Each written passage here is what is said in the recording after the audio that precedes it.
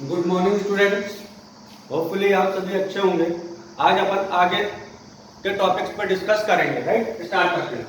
तो देखिए, सबसे पहले आज अपन देखेंगे कि wait by percentage, weight by weight को परसेंटेज वेट बाय वॉल्यूम में कैसे कन्वर्ट करते हैं। ठीक है, तो अपन क्या देख रहे हैं, एक सिंपल सा कन्वर्जन देख रहे हैं। राइट, क्या देख रहे हैं, कन्वर्जन देख रहे हैं। किसका, परसेंटेज वेट बाय वेट का, किसके साथ, परसेंटेज वेट बाय वॉल्यूम। मतलब अपन परसेंटेज वेट बाय वेट को किस में कन्वर्ट करेंगे, परसेंटेज वेट बाय वॉल्यूम में कन्वर्ट करेंगे। ठीक है, ध्यान से। तो अपन इसको क्या लिख सकते हैं बेटा, इसको सिंपली लिख सकते हैं weight of solute upon weight of solution into 100 लिख सकते हैं। उसी तरीके से इसको क्या लिख सकते हैं, weight of solute upon volume of solution. ठीक है, ये चीज लिख सकते हैं इनटू 100। राइट, ये दोनों चीजें लिख सकते हैं कि नहीं। अब देखिए, यहां पर क्या है, वेट ऑफ सॉल्यूट है, यहां पर भी वेट ऑफ सॉल्यूट है। तो क्या इसको चेंज करने की जरूरत है, तो अपन देखेंगे कि इसको चेंज करने की जरूरत नहीं है। अब यहां पर बात करते हैं, वेट ऑफ सॉल्यूशन है और यहां पर क्या है, वॉल्यूम ऑफ सॉल्यूशन है। तो इसको कन्वर्ट करने की जरूरत है, यही बात तो है। चलिए ठीक है, आपको बहुत अच्छे से पता होगा D बराबर क्या होता है, M बाय V। ये फॉर्मूला सभी को पता है बचपन से, नहीं पता है तो जान लो कि डेंसिटी बराबर क्या होता है, मास बाय वॉल्यूम होता है। जिसकी डेंसिटी लेंगे उसका मास लेंगे और उसी का वॉल्यूम लेंगे। ठीक है, अब यहां पर आगे बात करते हैं। तो इसको क्या लिख सकते हैं, अब जरा देखते हैं, इसको लिख सकते हैं, वॉल्यूम को अगर मास में कन्वर्ट कर दें तो क्या लिख सकते हैं, m बराबर क्या लिख सकते हैं, v इंटू डी लिख सकते हैं। तो देखिए, अब इस वाली चीज को मैं कैसे लिखता हूं, तो क्या लिख सकते हैं, 100 into weight of solute upon volume into density किसकी, ऑफ सॉल्यूशन की। राइट, वॉल्यूम भी किसका लेना है, सॉल्यूशन का लेना है, डेंसिटी भी किसकी लेनी है, सॉल्यूशन का लेना है। ठीक है, तो अब इसको सिंबॉलिक फॉर्म में लिखते हैं। तो क्या लिख सकते हैं, 100 into W by V into D, बोलिए लिख सकते हैं। और इसको क्या लिख सकते हैं, 100 इंटू डब्ल्यू बाय डब्ल्यू, और इसी को क्या लिख सकते हैं, परसेंटेज वेट बाय वेट। बोलिए बेटा, लिख सकते हैं कि नहीं।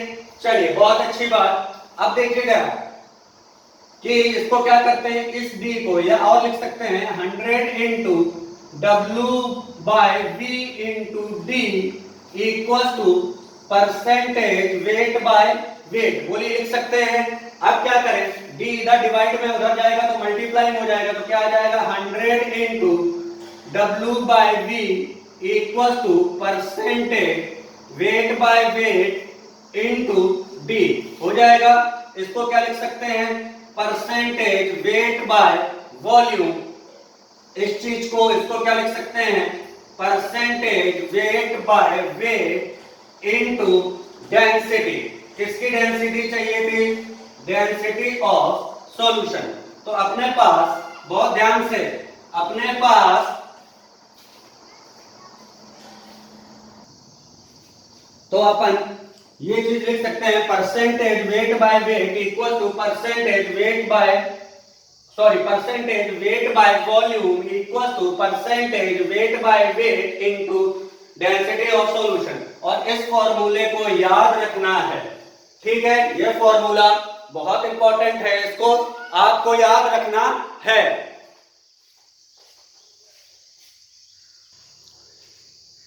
देखिए, आपने ये फॉर्मूला देख लिया, ठीक है क्या, percentage weight by weight into density किसकी बेटा, density of solution equal to percentage weight by volume. और इस फॉर्मूले को आपको क्या करना है, याद करके रखना है। ये फॉर्मूला बहुत इंपॉर्टेंट है, ठीक है। अब अपन बात करने जा रहे हैं कि मोलारिटी कैलकुलेशन, मोलारिटी कैलकुलेशन क्या कैलकुलेट करना है, molarity calculation when percentage weight by wait and density of solution is given. बेटा देखिए इसमें एक क्वेश्चन बहुत इंपॉर्टेंट आता है, ठीक है, तो इसको बहुत ध्यान से देखना है। जनरली आपको हर शीट या हर जगह आपको ये क्वेश्चन मिल जाएगा, बहुत सिंपल सा एक फॉर्मूला आएगा, उसको ध्यान रखना है, ठीक है। तो अपन बात करते हैं कि कैसे करना है, राइट। तो अपन शुरू करते हैं परसेंटेज वेट बाय वेट, ठीक है। इसका मतलब क्या था, याद करिए, मैंने इसका मतलब बताया था। तो इसका मतलब था कि W gram of solute, W gram of solute present in 100 grams of solution, कि विलेय के W ग्राम 100 ग्राम विलयन में उपस्थित है। यही तो बात हुई। चलिए देखते हैं इसको। तो क्या लिख सकते हैं, आगे देखते हैं। तो अपन कह सकते हैं कि W ग्राम सॉल्यूट प्रेजेंट इन कितने में है बेटा, बोलिए 100 ग्राम ऑफ सॉल्यूशन, ठीक है। सो या और क्या कह सकते हैं, और कह सकते हैं कि W by M, capital M आपको पता है मॉलिक्यूलर वेट होता है, तो W बाय M क्या बन जाएगा बेटा, M, ठीक है। M moles of solute present in 100 gram. Point समझना, या तो हम सॉल्यूट को वेट के रिस्पेक्ट में बताएं, भाई वेट बता दें, या वेट ना बताना चाहे तो उसको मोल्स में भी तो बता सकते हैं। तो मोल्स कैसे निकालेंगे, sample weight upon molecular weight. बोलिए यहां तक बात समझ में आ गई, यहां तक किसी को कोई दिक्कत। अब देखिए आपको पता है D बराबर क्या होता है, M बाय V होता है। अब इसको मैं चाहता हूं वॉल्यूम में लेके आऊं, किसमें, वॉल्यूम में। तो V बराबर क्या हो जाएगा, M बाय D हो जाएगा। क्या हो जाएगा, V बराबर M बाय D। तो क्या लिख सकते हैं, N moles of solute present in 100 by D ml of solution. Point समझना बेटा कि जो जनरली डेंसिटी दी जाती है, जो डेंसिटी जनरली दी जाती है वो किसमें दी जाती है, ग्राम पर ml में दी जाती है। जो जनरली डेंसिटी दी जाती है वो किसमें दी जाती है, ग्राम पर ml में दी जाती है। तो इसलिए जब इसको सॉल्व करेंगे ग्राम अपॉन ग्राम पर ml, तो ml में आंसर आ जाएगा। यहां तक किसी को कोई दिक्कत नहीं। अब मोलैरिटी निकालते हैं। मोलैरिटी बेटा कितने में निकाली जाती है, 1 लीटर सॉल्यूशन में निकाली जाती है या 1000 ml में निकाली जाती है, यही तो बात है। तो फिर से देख लेते हैं, 100 by D ml solution contains, कितना कंटेन किया है बेटा, W by M moles of solute. बोलिए कैलकुलेट, कंटेन किए। So 1 ml solution contains, 1 ml कितना कंटेन करेगा, W by M divided by 100 by D, ठीक है। क्या हो जाएगा, सॉरी 100 बाय D करेंगे तो आ जाएगा D बाय 100 मोल, ठीक है। कितने में निकालना है बेटा, ये तो 1 ml में आया, कितने ml में निकालना है, मोलैरिटी कितने में फाइंड की जाती है, 1 लीटर और 1000 ml में। सो इन 1000 ml में कितना होगा, इन 1000 ml में कितना होगा, W into D into 1000 upon molecular weight into 100 cut कर देंगे तो आपका मोलैरिटी बराबर एक फॉर्मूला आ जाएगा, percentage weight by weight into density into 10 bye molecular mass. तो ये आपका एक फॉर्मूला आ गया। इस फॉर्मूले को भी क्या करना है, याद रखना है, ठीक है।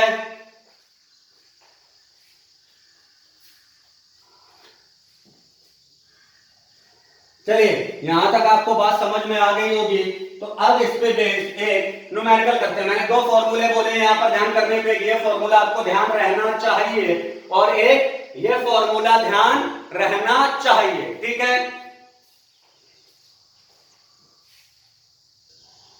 अब चलते हैं इसी पे बेस्ड एक न्यूमेरिकल करने, ठीक है। बहुत ध्यान से, कोई दिक्कत नहीं होनी चाहिए। अगर कोई दिक्कत है तो प्लीज बताएं। बहुत इजी है, केमिस्ट्री सबसे सिंपलेस्ट है, केमिस्ट्री सबसे सिंपलेस्ट है, इससे सिंपल कुछ भी नहीं है, ठीक है। तो चलते हैं अपन कि क्वेश्चन लिखते हैं, H3PO4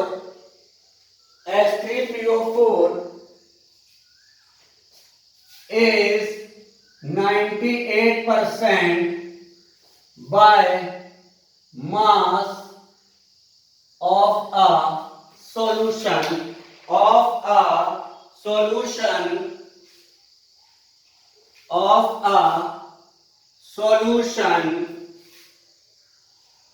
having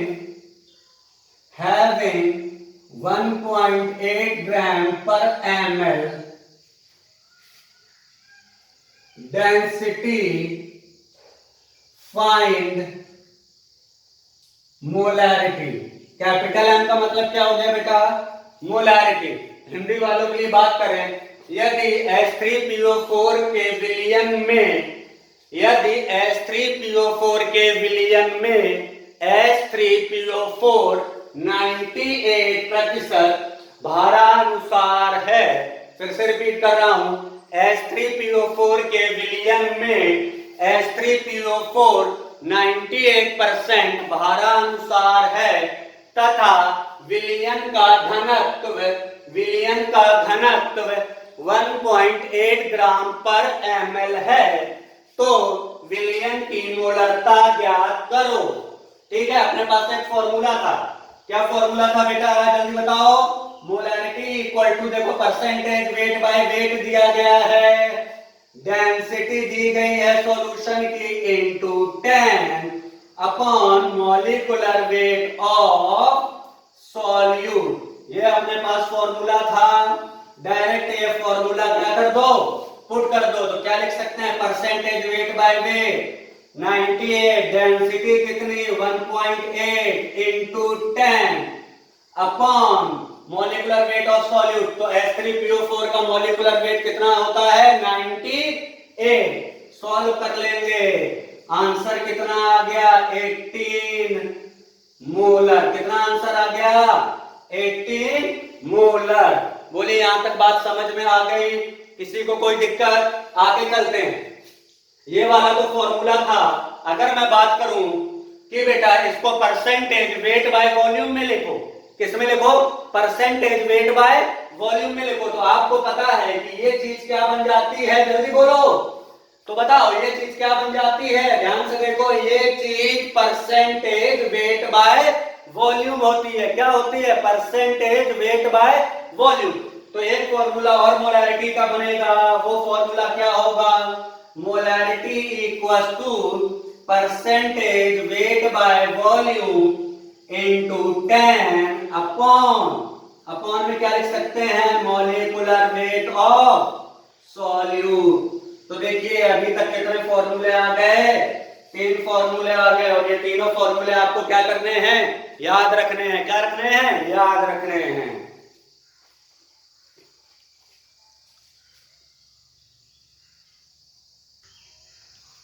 अब बेटा अपन जा रहे हैं एक नई चीज सीखने। आज अपन क्या सीखेंगे? Molarity of ions, molarity of ions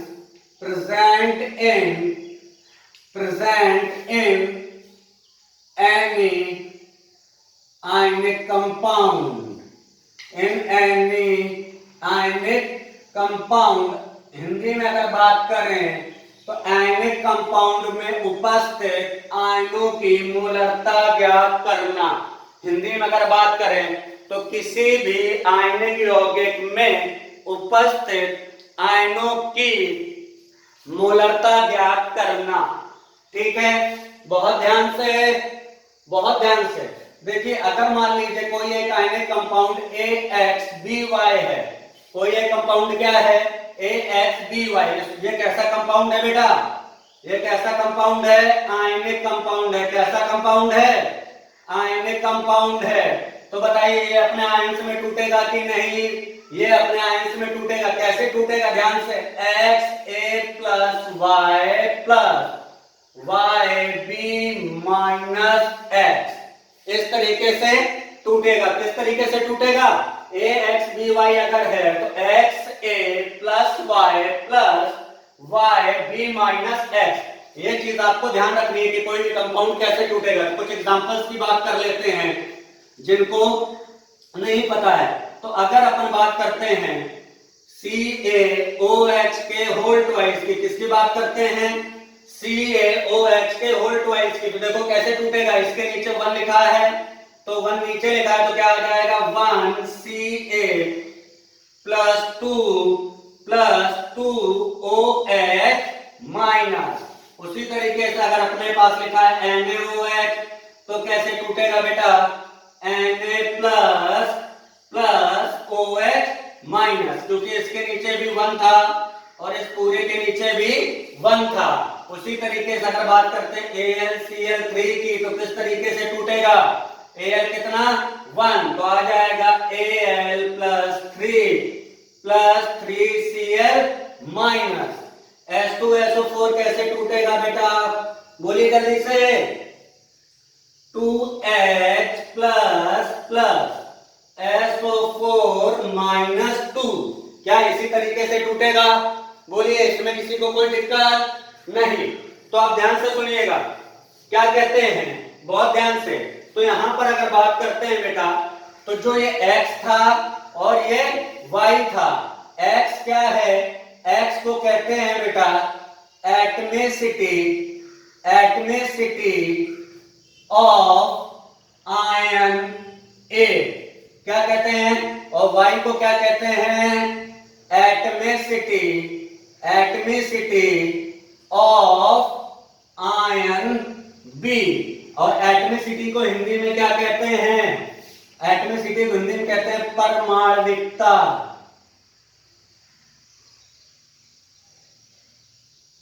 क्या कहते हैं? परमाणविकता। क्या कहते हैं?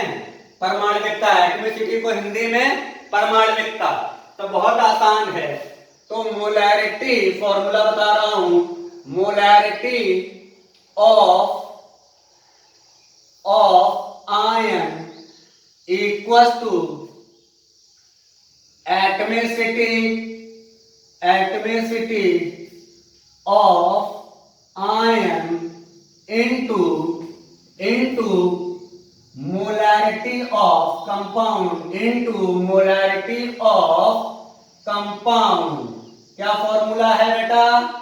कि किसी भी आयन की अगर आपको मोलैरिटी निकालनी है तो उसका फॉर्मूला क्या होगा?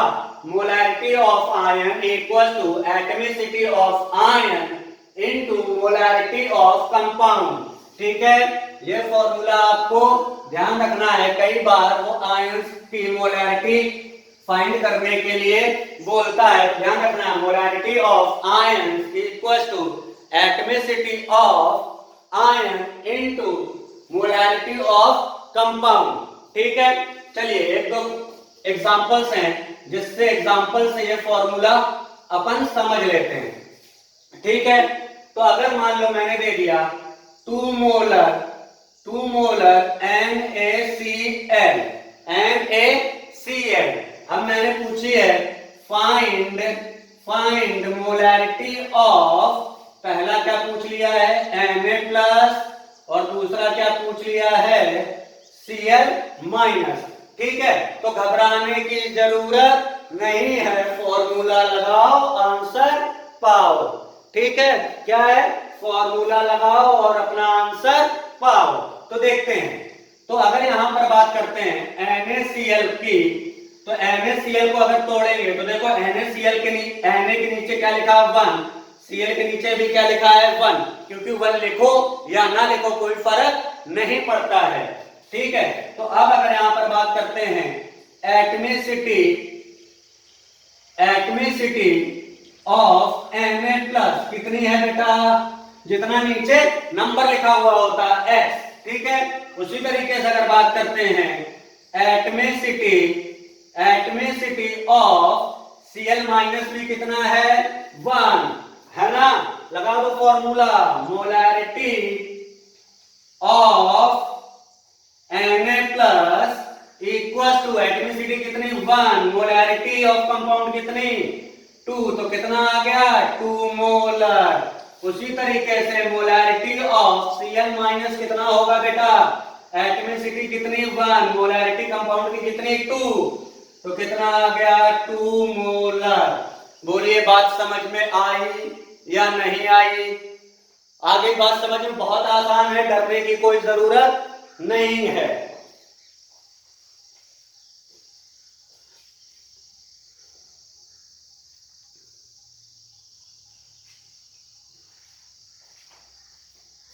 एक दो चीजें और देख लेते हैं। इसी तरीके से अपन एक और क्वेश्चन कर लेते हैं। मान लीजिए दिया गया 5 मोलर AlCl3, ठीक है, और यहां पर दिया गया है 6 मोलर H2SO4। तो इसमें क्या बताना है, फाइंड मोलैरिटी ऑफ किसकी किसकी, पहला बताना है Al+3 की और दूसरी किसकी बतानी है Cl- की। उसी तरीके से इसमें क्या है फाइंड मोलैरिटी ऑफ, पहला क्या आएगा बेटा H+ और दूसरा क्या आएगा SO4 2-। ठीक है, इनकी मोलैरिटी फाइंड करनी है, कोई दिक्कत। तो यहां पर अपन बात करते हैं एटमिसिटी ऑफ Al+3 कितनी है, बोलो बेटा जल्दी से 1, और यहां पर एटमिसिटी ऑफ Cl- कितनी है 3।